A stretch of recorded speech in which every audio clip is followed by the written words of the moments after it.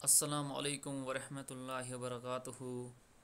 मज़ीद इस्लामिक बयान सुनने के लिए इस चैनल को सब्सक्राइब कीजिए। दोस्तों, अगर आप मज़ीद इस्लामिक बयान सुनना चाहते हो तो इस चैनल को सब्सक्राइब ज़रूर कीजिए और बेल आइकन पे भी क्लिक कीजिए। चलिए दोस्तों, वीडियो को शुरू करते हैं।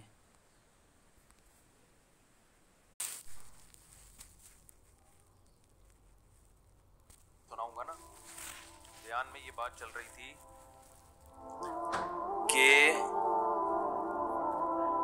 बहुत से मॉडर्न तबके को खुश करने के लिए, कुछ लिबरल लोगों को दीन के करीब करने के लिए कोई बहुत सारी कांट छांट हो रही है आजकल। किसमें? इस्लाम में। बहुत से बेसिक अहकाम ही को तोड़ मोड़ के गड़बड़ की जा रही है और हमारी असम्बलियां भी मगरिबी कल्चर को फरोग देना चाहती हैं। असम्बलियों में ज्यादातर लोग ही लिबरल किस्म के पहुंचते हैं। उनका तो अपना बॉसों का, सबकी बात नहीं कर रहा, बार बार बता दूं, बॉसों का अपना कोई फैमिली सिस्टम कोई मजबूत होता नहीं है। तो लिहाजा ये कानून बनाएंगे कि बच्चों पे हाथ उठाना इलीगल है। और 18 साल का कानून तो बना दिया।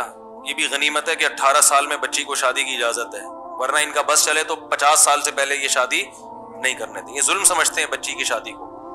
हालांकि इस्लाम बालिग होने के बाद बच्ची की शादी की ना सिर्फ इजाजत बल्कि तरगीब देता है। 13 साल की बच्ची बालिग हो जाती है, इस्लाम ये कहता है कि उसकी शादी कर दो।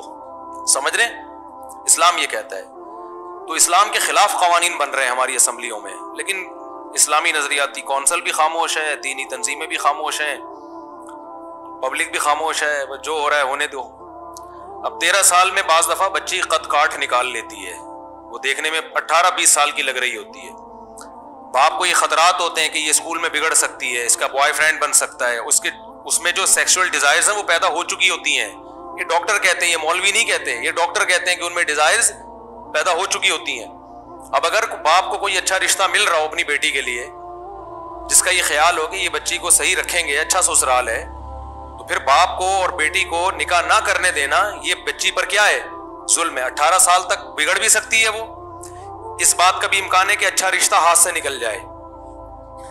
लेकिन इन लिबरल लोगों को इससे कोई गरज नहीं है। ये कहते हैं कोई बात नहीं, बॉयफ्रेंड बनाएगी, कोई मसला नहीं है, क्योंकि ये गैरत नहीं है तो फिर ये बातें समझ में नहीं आती। तो इस्लाम तो गैरतमंद लोगों के लिए कवानीन बताता है ना, इसलिए खूब अच्छी तरह समझ लें। इस्लाम में 13 साल की बच्ची की शादी ना सिर्फ जायज बल्कि उसकी तरगीब है, बशर्ते के उसके जोड़ का रिश्ता मिल जाए। ये मैं इसलिए लगा रहा हूं, कैद के बच्चियों को ऐसे ही हवाले कर देना किसी के ससुराल, बाज पूरे इसराइल जैसे होते हैं वो फिर उसको फिलिस्तीनी बना के रखते हैं, वो जुल्म करते हैं उसके ऊपर। तो बच्ची इस जुल्म का तहम्मुल नहीं कर सकती। तो कोई अच्छा मिल जाए तो है, लेकिन जब मिल जाए तो फिर ये नहीं है कि असम्बलियों से नहीं पूछा जाएगा। अल्लाह ने इनको हमारे घरों में घुसने की इजाजत नहीं दी है। समझ रहे हो? असम्बलियों को इतनी इजाजत नहीं हमारे घर में घुस के हमारे लिए कानून साजी करें। ये तो बाप और बेटी का मामला होता है। बाप समझता है कि बेटी जो है वो किस उम्र में उसकी शादी होनी चाहिए, कब नहीं होनी चाहिए, बाप बेटी का मामला है। आप कह सकते हैं जालिम बाप भी तो होते हैं। तो याद रखो, बाप में जालिम होने का उनसर कम है। असम्बलियों में पहुंचे हुए जो लोग हैं ना, इनके जालिम होने का खतरा ज्यादा है कि मगरिब को खुश करने के लिए कानून बना रहे हैं। बाप तो नेचुरल एक सरपरस्त है। मानता हूं कि उसमें कुछ जालिम भी होते हैं, लेकिन वही बात है, हर कानून के कुछ साइड इफेक्ट होते हैं। इस्लाम ने बाप को वली बनाया है। कुछ बाप आटे में नमक के बराबर जालिम भी होते हैं, जो इस इख्तियार का गलत फायदा उठाते हैं। छोटी छोटी बच्चियों की बुढ़ों से शादी कर देते हैं पैसों की लालच में। तो जहां ऐसा हो रहा है उस पर यकीनन कानून हरकत में आना चाहिए। और उस पर बहुत फुक़हा के फतावा मौजूद है कि कोई बाप अपनी कम उम्र बच्ची की शादी अगर किसी बुढ़े से कर देता है और पैसों की लालच में, तो ये निकाह ही नहीं मुनक़िद होगा, क्योंकि इसमें बाप ने बेटी के मफाद के बजाय किसका फायदा देखा है? अपना फायदा देखा है। तो वो तो कानून पहले से बने हुए हैं। तो लेकिन एक इख्तियार ही खत्म कर देना कि 18 साल से पहले बच्ची शादी, 13 और 18 में बड़ा फर्क होता है। 14, 15, 16, 17, 18, 5 साल बिगड़ने के लिए बहुत। और इस दौर में कि जब एंड्रॉइड मोबाइल हर एक के पास हो, फोहश वेबसाइट्स पर भी कोई पाबंदी ना हो, 13 साल की बच्ची तो ये सारी चीजें देखेगी। स्कूलों में मिक्स को एजुकेशन भी हो, जहां लड़के उसको छेड़ रहे हैं, तो ये सारे छेड़छाड़ के असेंबली में पहुंचे होते हैं। ये सारे ठरक पूरी, मैं फिर कह रहा हूं, सबको नहीं कह रहा, आप एक लाठी से सबको नहीं, मैं बहुत सारे लोग ऐसे होते हैं और अपना कोई फैमिली सिस्टम नहीं होता। अभी हमें हमारा खानदान हमें बताएंगे कि आपने ऐसे चलना है, तो हमें इनसे पूछने की जरूरत नहीं है। समझ रहे हो? ये बेकार किस्म की बातें जो हमें बता रहे हैं ना, हमें इस्लाम पहले बता चुका है और अल्लाह से ज्यादा हमारा खैर ख्वाह कोई नहीं है। तो बहुत से लोगों ने 13 साल की बच्चियों की शादियां की हैं, बहुत खुश हैं वो बच्चियां, उनके घर भी आबाद है। अब हुकूमत ने ऐसे लोग छोड़े हुए हैं कि देखें किसने की है, ठीक है ना। ये जो कराची में डकैतियां होती हैं, इनके पीछे कोई खुफिया एजेंसियां नहीं है कि देखें हम जरा भेस बदल के जाएं, देखें कि कौन डकैती कर रहा है, कोई आए हम हमारा भी पर्स छीने तो हम पकड़ें। लेकिन इस पे इतना कानून हरकत में आया हुआ है कि तजस्सुस में है कि कोई 13-14 साल की बच्ची की शादी करे, हम फौरन क्या करें, उसको पकड़ें। ये सब मगरिब को खुश करने के लिए हो रहा है, इसमें हमारी खैर ख्वाही मकसूद नहीं है। समझते हो? पहले सारी नानी दादियां 13-13 साल में शादियां होती थी, 99 साल तक जिंदा रहती थी वो। कम उम्र बच्ची की शादी सेहत के लिए नुकसानदेह नहीं है बल्कि फायदेमंद है, क्योंकि नेचुरल है ना। बालिग हो गई तो उसकी रिक्वायरमेंट है कि उसका जिंदगी में मर्द आना चाहिए, उसकी बॉडी की रिक्वायरमेंट, उसकी जहन की, वरना शौहर नहीं मिलेगा तो बॉयफ्रेंड बनाएगी वो। तो वो नेचर है उसकी, उसको बंदा चाहिए। तो शौहर की शक्ल में नहीं दोगे तो गैर। और जिन माओं ने अपनी बच्चियों की शादियों में ताखीर की है ना, वो जो पछताती हैं वो इनके पास नहीं जाती, वो अदालतों में नहीं जाती हैं, वो बहुत पछताती हैं कि हमें अच्छा रिश्ता मिल रहा था, हमने नहीं किया, आज वो परेशान है। तो ऐसे बहुत से वाकयात हैं। रहा ये कि ससुराल में जुल्म होता है, तो वो जुल्म ससुराल में जो होता है तो वो तो बड़ी उम्र की बच्चियों पर भी होता है। फिर भी हम कहते हैं बाप को अगर ये डर लगता है कि मेरी बच्ची अभी कम उम्र है, जिसका रिश्ता आया है, ये इसको बच्चे समझ के बच्चों के तौर पे नहीं रखेंगे बल्कि इससे वही जिम्मेदारियां डालेंगे जो बड़ी उम्र की औरतों पर होती है, तो फिर ना दो। एक साहब कहने लगे कि बाप कम उम्र बच्चियों की शादी की तरगीब देते हैं, तो इस उम्र में रिश्ता कहाँ मिलता है अच्छा जो उसको बच्चों की तरह ससुराल उसको साथ लेके चले। तो मैंने कहा कि अगर अच्छा रिश्ता ना मिले तो 40 साल में भी शादी मत करो। अगर रिश्ता नहीं मिल रहा अच्छा तो फिर 40 साल में भी ना करो। ये तो सारी शर्तें कब हैं कि उसके मुनासिब मिल जाए। अब लोग कहते हैं कि इसकी गारंटी कौन देगा, तो कि अच्छा है, तो गारंटी तो क़यामत तक कोई किसी की भी नहीं दे सकता। वो तो 40 साल में भी शादी होगी तो गारंटी। ये जो तलाकों के वाकयात हो रहे हैं तो 40-40 साल की उम्र की औरतों की शादियों के हो रहे हैं। इसमें नुकसान ये कि लड़की जितनी देर करोगे ना शादी में, वो उतनी मिचोर हो जाएगी। मिचोर होने की वजह से वो ससुराल में एडजस्ट नहीं होगी और तलाक का रेशो बढ़ेगा। पहले तलाक का रेशो कम था, कम उम्र बच्ची की शादी होती थी, अब तलाक का रेशो बढ़ गया। इतनी मिचोर हो जाती है वो ससुराल में एडजस्ट नहीं होती, वो आंखों में आंखें डाल के बात करती है। तो लिबरल लोगों को इससे कोई गरज नहीं है कि शौहर की आंखों में आंखें डाल के बात को, कहना हमारी वाइफ भी हमारी आंखों में आंखें डाल के बात करती है, कोई बात नहीं, बेगम तुम्हारी अपनी जिंदगी और मेरी अपनी जिंदगी। तो जब रिश्ता ही नहीं है तो कागज में निकाह नामा होने से थोड़ी निकाह होता है। रिश्ता ही नहीं है, कोई एक दूसरे का ख्याल ही नहीं है, कोई कौन सरपरस्त है, किसकी इताअत करनी है, किसको खुश करना है, किसकी पेशानी में अल्लाह ने जन्नत रखी। लिबरल लोगों के ये मसाइल नहीं है, इनका मसला पैसा, रोकड़ा आना चाहिए। समझ रहे हो? तो इसलिए इनसे मत पूछ के अपने खानदानों को चलाओ। अल्लाह ने जो हमारे लिए निज़ाम दिया है, और मैं फिर बात को कंप्लीट करने के लिए कह दूं कि इस्लाम बच्चियों की तालीम के खिलाफ नहीं है। बच्ची की तालीम का खर्चा किस पर है? ससुराल पर। क्योंकि जिसकी वाइफ होगी पढ़ी लिखी तो इज्जत शौहर की है ना, तो शौहर को चाहिए कि बच्ची से शादी करके, यानी खुद भी इतना बुढ़ा ना हो तो शादी करे, और ससुर और सास को चाहिए अपने खर्चे पे अपनी बहू को क्या बनाए, डॉक्टर बनाए, इंजीनियर बनाए, जो मर्जी बनाए। रेडीमेड नहीं मिलेगी। आप जो मेरा बयान सुनती हैं वो रेडीमेड बहू नहीं मिलेगी उनको। आपको बहू अपने खर्चे पे डॉक्टर बनानी पड़ेगी। ससुराल जाके भी सब कुछ हो सकता है। समझते हो कि नहीं समझते हो? अच्छा, अभी एक केस आया है सामने, हाँ वो मैं पहले वो वाकया मुकम्मल कर दूं कि इस्लाम इजाजत देता है कि बाप तरबियत के लिए अपने बच्चों को चित्रौल लगा सकता है। इस पर कोई पाबंदी नहीं है। जो इस पे पाबंदी की आवाज उठाएगा वो इस्लाम के भी खिलाफ और अपनी औलाद को भी बिगाड़ रहा है। वो तरबियत में जहां मोहब्बत होती है, कभी कहीं ना कहीं सख्ती भी करनी पड़ती है। दुनिया का लॉ है, कानून है। अवाम को तरबियत देने के लिए हुकूमत को इजाजत है ना कोड़ा बरसाने की। थानों में पुलिस मारती है कि नहीं मारती है? आपका बच्चा चोरी करते हुए पकड़ा गया, आप मोहब्बत से समझाएं बेटा चोरी नहीं करते, फिर भी पकड़ा जा रहा है, चित्रौल लगाएं। इसमें बच्चे का भी फायदा और आपका भी। मैं अपना वाकया सुनाऊं। मेरी बच्ची 6 या 7 साल की थी, कहीं 5 या 10 रुपए पड़े हुए थे, उसने कहीं उठा के अपनी जेब में डाल दिए बगैर परमिशन के। मैंने उसको जिंदगी में शायद 1-2 दफा ही थप्पड़ लगाया होगा, एक थप्पड़ लगाया उसको मैंने खींच के। मैंने कहा ये बहुत बुरी हरकत है। देखो चोरी में ना फायदा बहुत होता है। आज उसने 10 रुपए उठाए, कल वो 10,000 भी उठा सकती थी, क्योंकि वो इतना फ्री में एक चीज आ जाती है। तो मुझे अंदाजा हुआ कि ये मैं अगर सिर्फ नसीहत करूंगा, मेरा दिल नहीं चाह रहा था, खुदा की कसम। किसका बाप का दिल चाहता है अपनी बच्ची पे हाथ उठाए? किसका दिल चाहता है? ना चाहते हुए हाथ उठाया ताकि हमेशा के लिए इसके दिल में इस अमल की नफरत बैठ जाए। और एक को पढ़ाए, मेरे माशाल्लाह 14 बच्चे हैं अल्हम्दुलिल्लाह। उसका जो साउंड है ना, यानी उसकी जो रूहानी साउंड, वो 13 में डिवाइड हुआ है, बाकी 13 में। अब अल्हम्दुलिल्लाह मैं लाख रुपए रखूं, मैं इसके ऊपर 2 लाख रुपए रखूं, सिक्के पड़े रहे। मुझे ये वाकया हो गया तकरीबन 8-10 साल पुराना, मुझे बल्कि 7-8 साल पुराना वाकया है।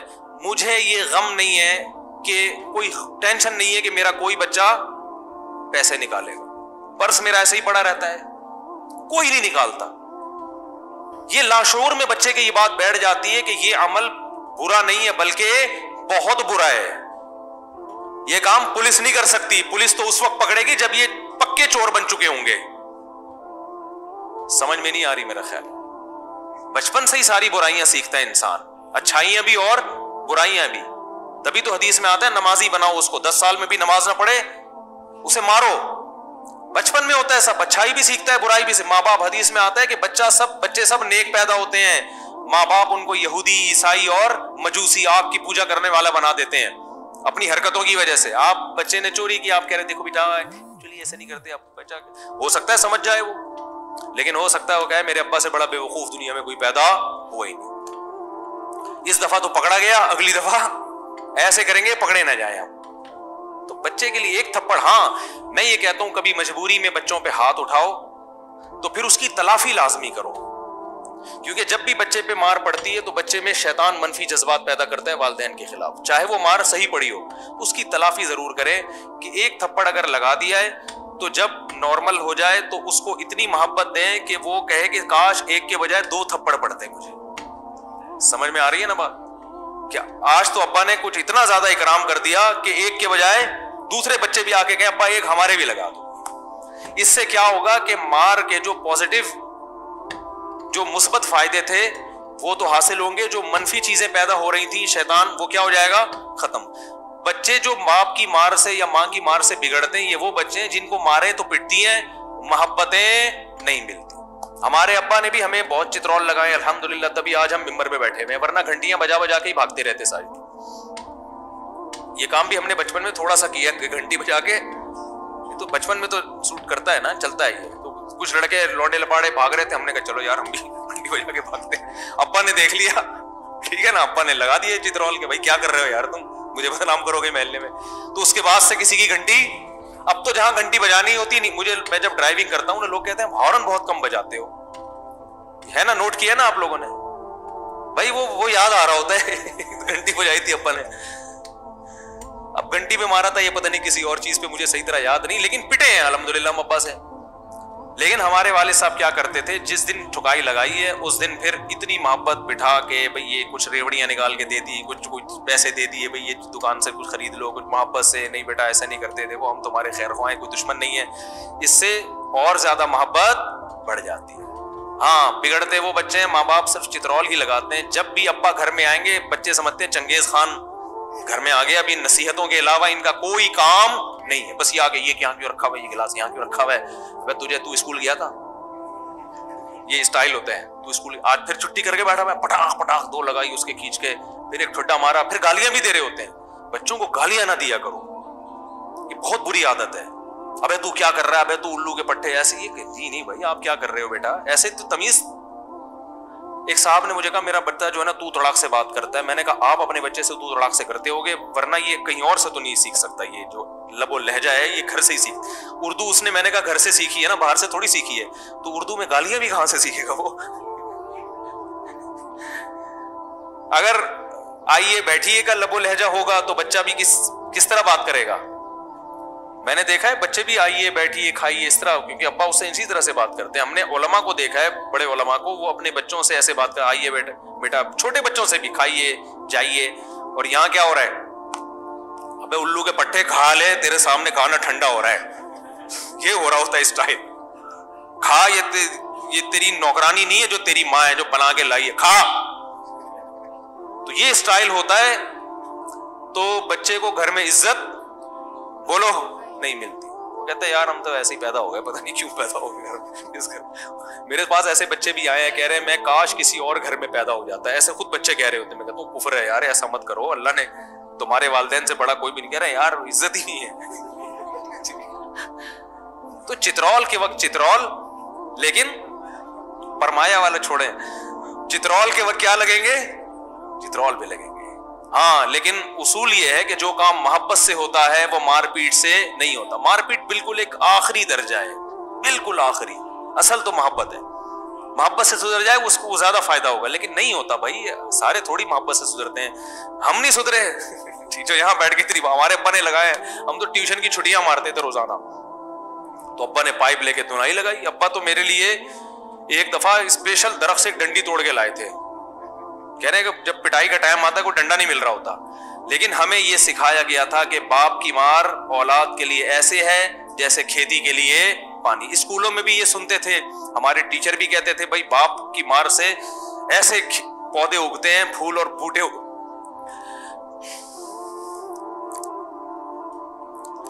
ऐसे फूल पैदा होते हैं जैसे जमीन में फूल पैदा होते हैं ना पानी के जरिए। ऐसे माँ बाप की मार, हम स्कूलों में ये सुनते थे टीचरों से। अगर टीचर ने हम पे कभी हाथ उठाया, हम अपने वालिदैन को आके शिकायत करते कि आज हमारे टीचर ने हमें मारा है, तो हमारे वालिदैन हमें ये नसीहत करते थे कि जो बच्चा टीचर की मार बर्दाश्त करता है और टीचर के सामने जबान नहीं चलाता, अल्लाह उसी को इल्म की दौलत देते हैं। और ये माँ बाप से हम सुनते थे कि इल्म अदब के बगैर, भाइयों से भी ये सुनते थे माँ बाप से। मैंने एक दफा अपने भाई के सामने टीचर की शिकायत की, मेरे भाई ने मुझे अप्रिशिएट नहीं किया, आंखें दिखाई मुझे। शर्म नहीं आती अपने टीचर की आगे बुराई कर रहे हो मेरे सामने। आज दोनों को बागी बनाया जा रहा है। स्कूलों में बताया जा रहा है कि बेटा माँ बाप सख्ती तो नहीं करते, पूछते हैं, हाथ तो नहीं उठाते। और अगर किसी टीचर ने बच्चे पे हाथ उठाया, अब्बा टीचर से लड़ने के लिए स्कूल पहुंच जाएगा। यहां कारी साहब बैठे हुए हैं जो मगरिब के बाद बच्चों को कुरान पढ़ाते हैं। इनसे मैंने कहा हुआ है कि मैं मस्जिद का इमाम हूं, मेरे बच्चों के साथ आपने वही सलूक करना है जो दूसरे बच्चों के साथ। ऐसा ना हो कि आप ये बोलें कि ये मुफ्ती तारिक मसूद के बच्चे हैं तो इन पे हाथ नहीं उठेगा। मैंने कहा इसका मतलब आप इन बच्चों को फिरौन बना रहे हो। इनको क्या बना रहे हो? अगर आप दूसरे बच्चों पे हाथ उठाते हो, सबक याद नहीं, उनको मारते हो, तो आपको ये सलूक मेरे बच्चे के साथ भी, वरना बच्चा देखेगा वो तो पिट रहा है, मैं नहीं पिट रहा। क्यों? कि मैं मुफ्ती तारिक मसूद का बेटा हूं।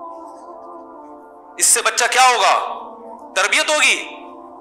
बोलो ना, वो फिरौन बनेगा, उसमें तकब्बुर पैदा होगा कि हम कोई अलग मखलूक हैं।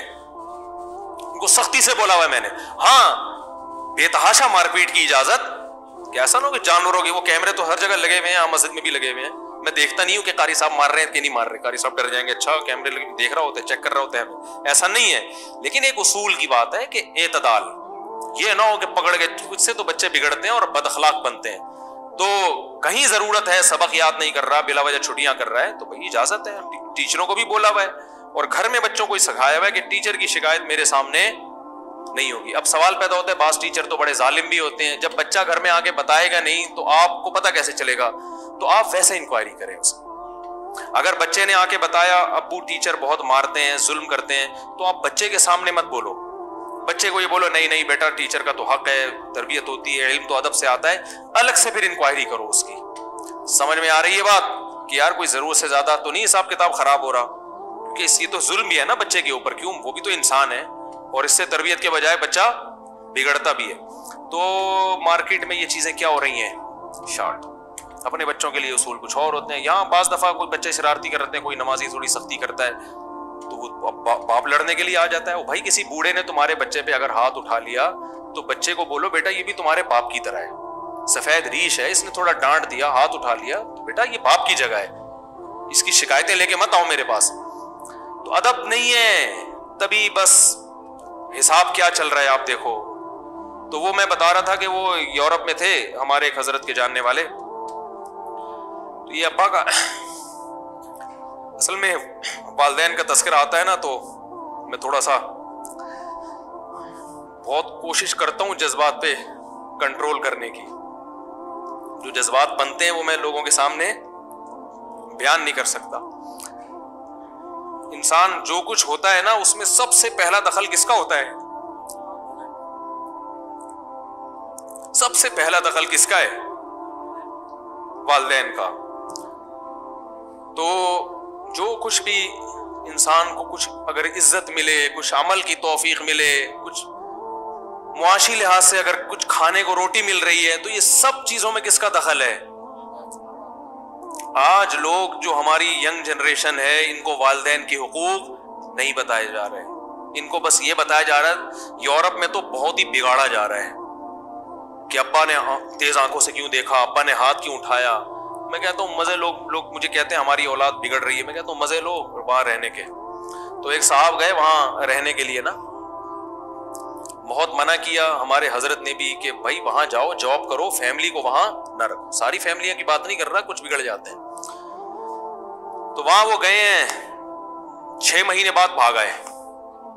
हमारे हजरत को उन्होंने बताया कि हजरत मैं 6 महीने वहां रहा हूं, 6 महीने में एक दफा बैठ के पेशाब करने की तौफीक, बोलो भाई, नहीं मिली। बच्चे इंतहाई बिगड़ गए थे। एक दिन मैंने अपने छोटे बच्चे को थप्पड़ मारा। मैंने कहा चलो, हमने भी अब्बा से मारे खाई हैं, तो एक आध थप्पड़ अगर बच्चे को लग गया तो थोड़ी देर में पुलिस आ गई, उठा के अंदर। अब बाप के क्या जज्बात होंगे यार, बेटा अगर आपको थाने भिजवा दे, कह रहा मैं दांत पीस रहा हूं कि मैं यहां से छूटूंगा तो मैं इसकी चित्रौल लगाऊंगा, मुझे इसने थाने भिजवा दिया। कह रहे मैं जब आया तो मैंने बच्चे को जरा आंखें दिखाई, मैंने कहा मुझे थाने भिजवाए, तो फौरन फोन की तरफ इशारा करता है। किसकी तरफ इशारा कर रहा है? फोन। ये है human rights, it is called human rights. तभी तो लोग वहां बच्चे नहीं पैदा करते कि हमारा ही बाप बनेगा। फिर मैं बता रहा हूं, सारी फैमिली एक जैसी नहीं होती। कहीं आप कहें कि अच्छा, अपने खाला को फोन करके कह रहे हैं अच्छा तो पता है तुम्हारे बच्चा तो बहुत से यहां से ज्यादा अच्छे हैं, ऐसे बच्चे भी हैं। लेकिन वो एक उमूमी माहौल की बात कर रहा हूं। कहते मैंने कहा यार ये तो बड़ी टेंशन वाला काम हो गया, मेरी साला हमने जाना है और सलूक हमारे पास ऐसा हो रहा है जैसे इसने हमें जाना है। मॉडर्न हो गई, उनको भी अब कुछ नहीं कह सकते। कह रहे हैं कि मैंने सोचा कि अब यहां से निकलो, पाकिस्तान जाओ, बच्चों को और बीवी को यहां नहीं रखूंगा। लेकिन पाकिस्तान अगर इनको बता के लेके जाता तो ये रिपोर्ट करा देते हम एक पसमानदा मुल्क में लेके जा रहे हैं जहां गटर उबल रहे हैं, तो किसी का बाप भी फिर नहीं ले जा सकता। मैंने कहा कि बेटा तुम्हें दादा दरबार घुमा के लाता हूं, विजिटिंग वीजे पे हम जा रहे हैं पाकिस्तान। बेगम को भी ये समझाया, क्योंकि बेगम भी आंखें निकाल रही थी बहुत ज्यादा, कोई बात ही नहीं मान के दे रही, बच्चे भी बिगड़ रहे हैं। तो कह रहे हैं हमने फिर क्या किया, अपने गुस्से पे काबू किया। अभी शुक्र है नेशनैलिटी नहीं मिली थी उनको वहां की, वरना तो वहां हुकूमत यहां से अंडा मोड़ से बच्चों को उठा के लेके जाती कि हमारे बच्चे तुम क्यों पाल रहे हो। तो कह रहे हैं मैंने नेशनैलिटी मिलने से पहले वीजा तो उनका विजिटिंग की जरूरत नहीं थी उनको, पाकिस्तान आया तफरी के लिए कि घुमाने फिराने ले जा रहा हूं। यहां आके एयरपोर्ट पे ही चित्रौल लगाने शुरू कर दिए मैंने। बच्चा कह रहा है क्यों मार रहे हो? कह रहे वैसे ही मार रहा हूं। फर्क है, इसलिए मार रहा हूं कि ये पता चले कि मैं तेरा क्या हूं, बाप हूं। बाप तो ये बाप होने का भी तो साबित करना है ना। और मैंने कहा बुला पुलिस को, बुला पुलिस को। कानून तो है कि पुलिस इन्वॉल्व होगी, लेकिन अल्लाह का शुक्र है पुलिस वालों में गैरत है, वो इस कॉल पे आते नहीं है। उनको पता है कल हमारा बच्चा भी हमारे गिरबान में हाथ डालेगा। ये पुलिस वालों को ये बयान किसी तरह पहुंचा दो कि पुलिस वाला बाप को अरेस्ट करने से पहले सोचता है कि अगर आज मैं इस बच्चे की वजह से बाप को मैं जेल में भेजूंगा तो कल मेरा बच्चा भी मुझे जेल भिजवा सकता है। उसमें ये गैरत है। बहुत से लोग शिकायत करते हैं, बच्चे पुलिस को बुलाते हैं, पुलिस आती नहीं है। मैं कहता हूं पुलिस वालों में अल्लाह का शुक्र इतनी गैरत है। हाँ, ज्यादा जुल्म हो रहा है, ज्यादा क्या, थोड़ा भी जुल्म अगर हो रहा है, ये तो जुल्म नहीं है ना। अगर बहुत बेतहाशा बिलावजह मारपीट हो रही है फिर तो पुलिस को भी इन्वॉल्व होना चाहिए। चाहे शौहर अगर बीवी को मार रहा हो, खाम में पीट रहा है उसको, या औलाद को मार रहा है, तो गलत है ना, गलत को थोड़ी हम कहेंगे। लेकिन ये कि बिल्कुल बर्गर फैमिली बना दें, हम उसको छुई मुई बना दें, ऐसा नहीं होगा भाई। जब तक हम जिंदा हैं इंशाल्लाह ऐसा